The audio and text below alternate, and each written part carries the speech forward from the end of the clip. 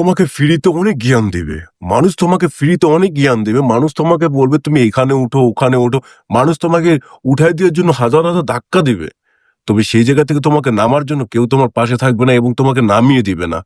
এর জন্য তোমাকে যখন তুমি একাই উঠো, তুমি একাই নামো। মানুষের কখনো সাপোর্ট এবং মানুষের কখনো ভরসা এবং আশা নিয়ে যেও না।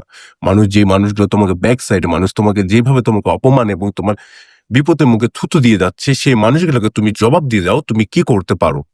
কখনো কোনো মানুষের সাপোর্ট নিয়ে তুমি কখনো উপরে উঠতে যেও না। হ্যাঁ, কথায় আছে যে মানুষের সাপোর্ট ছাড়া কিছু করা যায় না। তবে এখানের মধ্যে কিছু রুল আছে।